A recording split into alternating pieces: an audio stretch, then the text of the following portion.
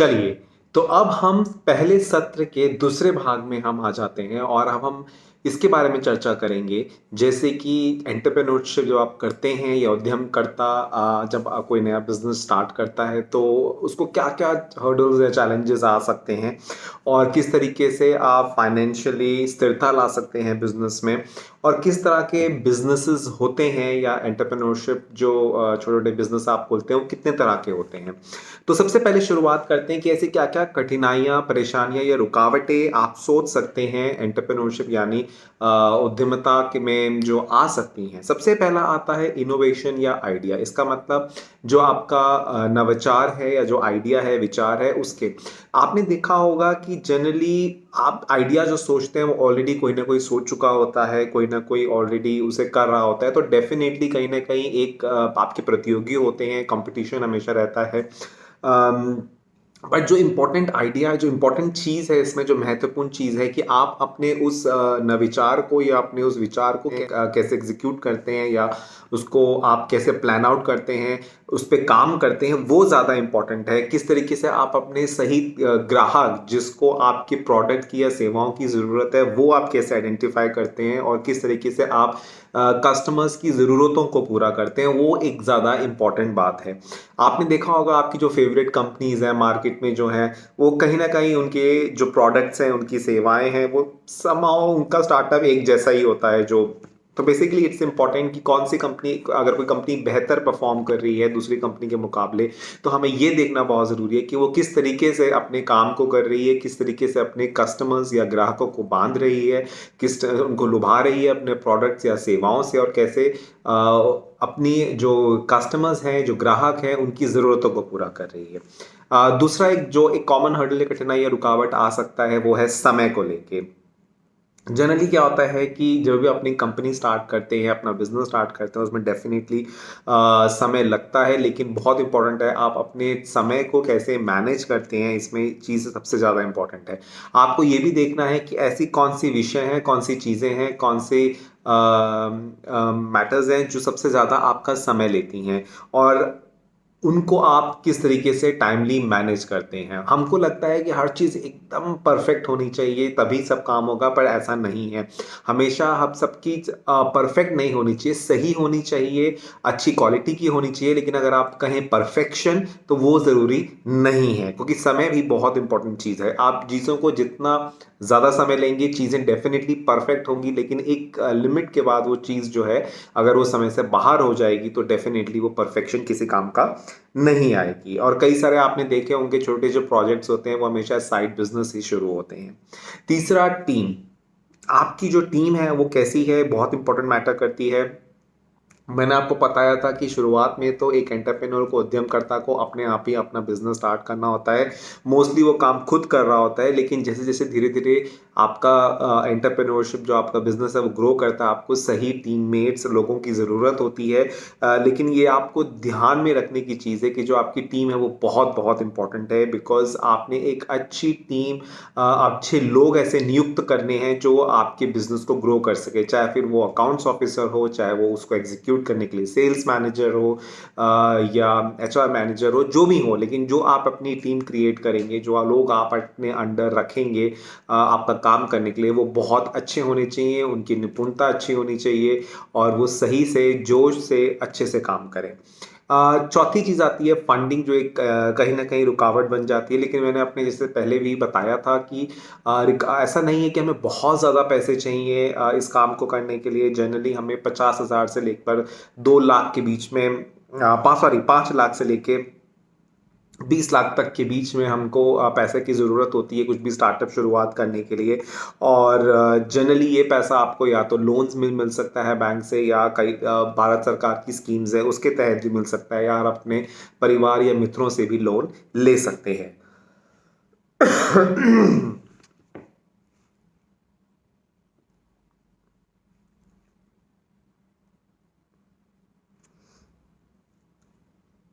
आपने जो भी अब नेक्स्ट आता है कि आपने जो भी अपना स्टार्टअप या बिजनेस या उद्यम ता शुरू करा है, उसको आप कैसे एक फाइनेंशियली स्थिरता ला सकते हैं उसमें।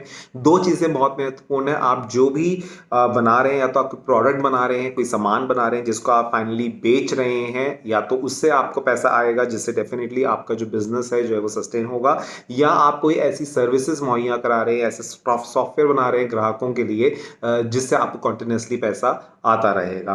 तो ये बहुत इंपॉर्टेंट है कि जब आपको ये देखना है कि आपने जो स्टार्टअप शुरू करा है उसका फाइनेंशियली जो स्टेबिलिटी है, क्या स्थिरता कहाँ से आएगी, कहाँ से कंटिन्यूस पैसा आएगा जिससे आप अपने बिजनेस को ग्रो करते रहेंगे। और बहुत इंपॉर्टेंट है, जैसे मैंने कई बारी इस चीज़ को रिपीट किया है, कि एंटरप्रेन्योर जो होता है, जो उद्यम करता होता है, उसको हमेशा अवसरों की पहचान करते रहने चाहिए।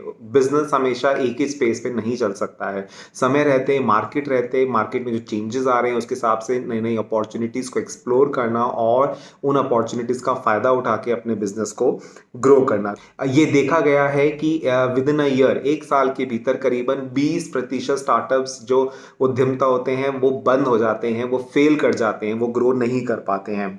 और 10 साल के अंदर आते आते करीबन 30 से 35% स्टार्टअप्स या बिजनेस ऐसे होते हैं जो बंद हो जाते हैं। तो बहुत ज़रूरी है, आपने ये देखना है कि आपका जो बिजनेस आपने स्टार्ट किया है उसमें फाइनेंशियल स्थिरता कैसे आएगी। क्या आपको रियली इन्वेस्टर चाहिए? जैसे मैंने कहा कि हमेशा कुछ भी बिजनेस स्टार्ट करने से पहले एक सॉर्ट ऑफ इन्वेस्टमेंट, या आपको कुछ उसके अंदर लोगों से इन्वेस्टमेंट चाहिए होती है, और जनरली इन्वेस्टमेंट उतनी चाहिए होती है जब आप अपने जेब से नहीं लगा पाते हैं। तो इसीलिए बहुत ज़रूरी है कि आप इन्वेस्टर्स ढूंढें। अगर आपका बिजनेस बहुत बड़ा है, जो जनरली आपको लोन से या फैमिली फ्रेंड से या बैंक, जो गवर्नमेंट भारत सरकार की स्कीम्स है उससे नहीं मिल सकता है, तो डेफिनेटली आपको इन्वेस्टर्स ढूंढने पड़ेंगे। और इन्वेस्टर्स को कोई इशू नहीं रहता कि अगर आपका बिजनेस नहीं, अगर वो आपके बिजनेस में ग्रोथ देखते हैं, आपकी कैपेबिलिटी, आपकी क्षमता को देखते हैं, और आपके जो उस काम को, उस नविचार को करने का तरीका है उसको देखते हैं, अगर वो डेफिनेटली सोचते हैं कि इसमें पोटेंशियल और आपके आइडिया, आपके नविचार में पोटेंशियल, तो डेफिनेटली वो लोग इन्वेस्ट करते हैं। फिर चाहे वो कुछ सालों बाद ना चले, लेकिन वो इन्वेस्ट जरूर करते हैं। अब हम आते हैं सेकंड लास्ट सेक्शन में इस भाग के, जिसमें हम बात करेंगे कि किस तरीके के एंटरप्राइजेस या उद्यमता होते हैं। सबसे पहला होता है लाइफस्टाइल बिजनेस। लाइफस्टाइल बिजनेस ऐसे होते हैं जो बेसिकली आप शौक के रूप में स्टार्ट करते हैं। जनरली क्या होता है कि आप ये अपनी एडिशनल इनकम का एक स्रोत आप तैयार करते हैं। इसके अंदर बेसिकली आप शौक के हिसाब से कुछ खोलते हैं, ना तो आपका इसमें मन होता है कि आपने इसको स्केल अप करना है या ग्रो करना है या बहुत ज़्यादा पैसे कमाने हैं इससे, या इसको आपने बहुत ज़्यादा लोग इसमें हायर करने हैं, रिक्रूट करना है। तो ये सारे आइडियाज़ नहीं होते इसमें। बेसिकली आप, क्योंकि आपको मज़ा आ रहा होता है, आपको अच्छा लग रहा होता है, तो आप अपनी जॉब के, रेगुलर जॉब के साथ एक एडिशनल सोर्स ऑफ इनकम करने के लिए आप ये स्टार्टअप शुरू करते हैं। और जनरली इसके अंदर आपको बहुत सारा पैसा भी नहीं चाहिए होता, और जनरली आप छोटे लेवल पे ही या छोटे स्तर पे ही इसको चलाते रहते हैं। फॉर एग्जांपल, अगर आप स्कूल में टीचर है और आपको लगता है कि मैं घर आके भी एक अपना ट्यूशन सेंटर खोलूँ, तो कई महिलाएं होती हैं जो घर में अपने ऊपर या कहीं पे एक ट्यूशन सेंटर खोलती हैं। वो बेसिकली 3 to 8 या 3 to 10 के बीच में ट्यूशन सेंटर्स, उसमें कुछ क्लासेस वो खुद ले रही होती हैं, कुछ वो और नए टीचर्स रख सकती हैं। फॉर एग्जांपल, अगर वो खुद इंग्लिश की टीचर है तो वो साथ में साइंस या मैथ्स के टीचर्स रख के भी वो ट्यूशन सेंटर खोल सकती हैं। तो ट्यूशन सेंटर खोलना एक अपने आप में स्टार्टअप है। ना तो एक तरीके से उनका ये हॉबी है क्योंकि उनको पढ़ाने का बहुत शौक है, एक एडिशनल सोर्स ऑफ इनकम चाहिए, ना तो उन्हें इस ट्यूशन सेंटर को बहुत ज़्यादा ग्रो करना है, ना उसमें बहुत ज़्यादा स्टाफ रखना है। तो जनरली वो एक छोटा सा ट्यूशन सेंटर खोलती हैं, या अपने घर के ऊपर खोल सकती हैं, या मार्केट में कहीं खोल सकती हैं, जिसके अंदर बेसिकली वो एक सिर्फ रिसेप्शनिस्ट रख लेती हैं और टीचर्स रख लेती हैं, और जितने बच्चे आते हैं उस हिसाब से टीचर्स जो अब रखती हैं उनकी फीस डिसाइड की जाती है, और डेफिनेटली वो चलता रहता है सालों दर सालों। नेक्स्ट आता है छोटे बिजनेस, स्मॉल बिजनेस। ये सबसे आम या कॉमन फॉर्म है बिजनेसेस के। यहाँ पे क्या होता है कि सबसे इंपॉर्टेंट चीज़ होती है कि आपको गोल है कि आपने कुछ डिफरेंट करना है। आप कुछ ऐसा काम अपना करना चाहते हैं जिसमें आप खुद के बॉस हों, आपको किसी और की नौकरी नहीं करनी होती है, लेकिन हाँ, आपका बहुत जल्दी बहुत सारा पैसा कमाने की इच्छा नहीं होती है। आप डेफिनेटली इसको और अपने परिवार के लिए आप पैसा कमाना चाहते हैं, लेकिन बहुत ज़्यादा पैसा थोड़े समय में ऐसा आपकी कोई इच्छा नहीं होती, तो जनरली ये छोटे बिजनेसेस की तरह आप ओपन करते हैं। और जनरली इनको टिकाऊ बनाने के लिए आपको बहुत ज़्यादा इनको स्केल अप करने की ज़रूरत नहीं है, लेकिन हाँ, और इसको शुरुआत करने के लिए भी आपको बहुत ज़्यादा पैसा नहीं चाहिए। उतना पैसा चाहिए जिसको डेफ़िनेटली आप अपने बैंक के लोन ले सकते हैं, अपने परिवार या मित्रों से भी आप पैसा ले सकते हैं, या थोड़ा बहुत अपनी जेब से भी पैसा लगा सकते हैं। फॉर एग्ज़ाम्पल आपको रेस्टोरेंट खोलना है, अपना रेस्टोरेंट खोलना है, या अपनी कोई ड्राई क्लीन की शॉप खोलनी है, दुकान खोलनी है। ये छोटे-मोटे जो बिज़नेसेस होते हैं, ये सब छोटे बिज़नेस में कहलाते हैं। इसके साथ-साथ भारत सरकार की कुछ ऐसी स्कीम्स हैं, जैसे मैंने पहले भी बताया है कि वो स्टार्टअप्स को प्रमोट करती है। तो भारत सरकार की स्कीम्स हैं, जैसे अन्नपूर्णा स्कीम है, या कल्याणी स्कीम है, या मुद्रा योजना है, या देना शक्ति स्कीम्स, ऐसी कुछ स्कीम्स हैं भारत सरकार की जो खासकर छोटे स्टार्टअप्स को सपोर्ट करती है फाइनेंशियली, वो अपना बिज़नेस स्टार्ट कर सके। तीसरा आता है high growth startups. High growth startup जो जनरली बहुत थोड़े समय में ज़्यादा पैसा कमाना चाहते हैं और अपने काम को बहुत बढ़ाना चाहते हैं, और ऐसे छोटे से बड़े बिजनेस बनाने वाले लोगों को बहुत ज़्यादा पैसा चाहिए होता है, और इतना पैसा चाहिए होता है तो उसके लिए उनको या तो वेंचर कैपिटल या एंजल इन्वेस्टर्स चाहिए होते हैं, और जनरली यही एक काइंड ऑफ फंडिंग है। इसके अलावा भी और भी कई सारे सोर्सेज होते हैं, बट जनरली जब आपको थोड़े समय में अपने बिजनेस को बहुत ज़्यादा ग्रो करना होता है, बड़े लेवल पे स्केल करना होता है, बहुत ज़्यादा पैसा कमाना है, तो डेफिनेटली आपको वेंचर कैपिटल या एंजल इन्वेस्टमेंट्स चाहिए होता है। लेकिन ये बहुत थोड़े ही अमाउंट ऑफ स्टार्टअप्स में काउंट होते हैं। सबसे आम या कॉमन स्टार्टअप स्मॉल बिजनेसेस होते हैं। आखिरी जो है इसमें आता है इंट्राप्रेन्योरशिप। वो होता है जो आप एक बड़ी कंपनी के अंदर छोटा सा स्टार्टअप खोलते हैं। अपनी बड़ी कंपनी के अंदर ही आप कुछ डिफरेंट करना चाहते हैं, कुछ नया करना चाहते हैं, इसलिए आप एक छोटा सा स्टार्टअप लेते हैं। आप एक छोटा सा ग्रुप बनाते हैं, छोटे से लोगों के साथ मिलके कुछ नया करना चाहते हैं, इसलिए आप इसमें सबसे ज़्यादा फायदा ये होता है कि इसमें रिस्क कम हो जाता है, बिकॉज ऑलरेडी आप इंटरनल रिसोर्सेज, उस कंपनी के जो इंटरनल रिसोर्सेज हैं, साधन है, उन्हीं को आप इस्तेमाल करते हैं, तो रिस्क इसमें काफ़ी कम होता है। और इस आइडिया को आप ऑलरेडी टेस्ट भी कर सकते हैं, बिकॉज आपकी ऑलरेडी एक कंपनी स्टैब्लिश है, तो ग्राहक आपके बंदे हैं, तो उन ग्राहकों के साथ भी आप अपनी आइडिया को, नविचार को, या नया आइडिया को, इनोवेशन को आप टेस्ट कर सकते हैं। इसके अलावा आखिरी आता है सोशल वेंचर। सोशल वेंचर होता है जब आप कोई एनजीओ खोलना चाहते हैं, या कोई कम्युनिटी बेस्ड ऑर्गेनाइजेशन या संस्था या गैर सरकारी संस्था खोलना चाहते हैं, जिसका मेन उद्देश्य होता है लोगों की सेवा करना, लोगों का फायदा करना, लोगों को लाभ पहुंचाना। इसके लिए आपको बेसिकली ग्रांट्स चाहिए होते हैं, इसके अलावा डोनेशंस मिल जाती हैं, इसके अलावा आपको अपनी एनजीओ के काम करने के लिए स्वयं सेवक मिल जाते हैं। तो बेसिकली ये भी एक तरीके का बिजनेस कहलाता है। अब हम इस भाग के आखिरी पार्ट में आएंगे, जिसमें हम 3-4 सवाल आपसे पूछेंगे, और आपको ये ध्यान रखना है कि हम इसका जवाब कैसे देंगे।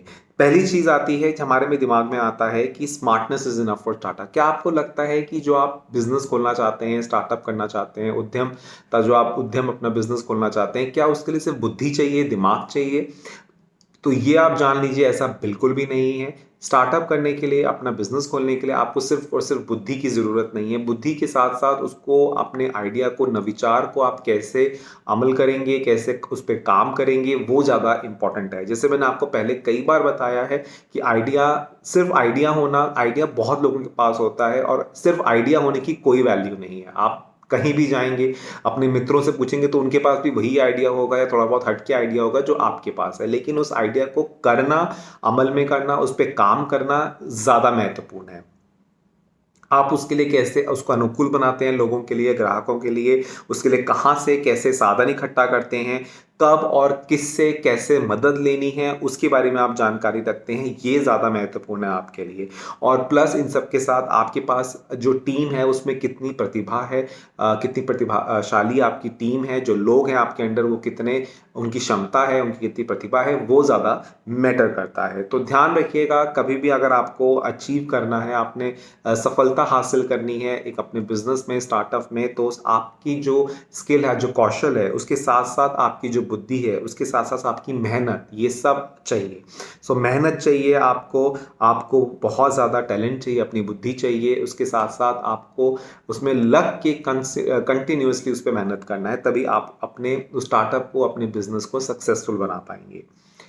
उम्र क्या उम्र कितनी इम्पोर्टेंट है, ये पहली बार ही मैंने आपको बताया था कि सिर्फ उम्र इम्पोर्टेंट नहीं है। कई लोगों को ऐसा लगता है कि जब आप धीरे धीरे बूढ़े हो जाते हैं, बड़े होते हैं, तभी आप एक अच्छा स्टार्टअप खोल सकते हैं।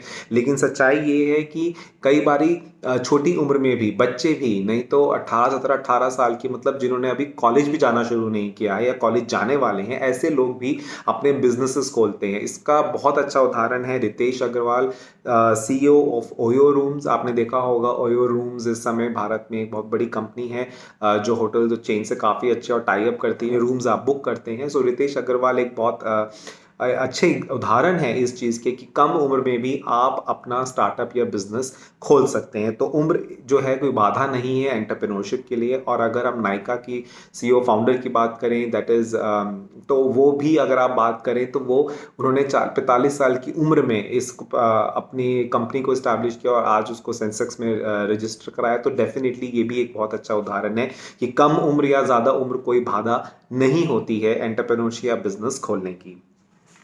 आप ये देखिए, एक सक्सेसफुल या सफल एंटरप्रेन्योर उद्यमकर्ता वो होता है जो अपनी एज से अपना लाभ उठाए या फायदा उठाए।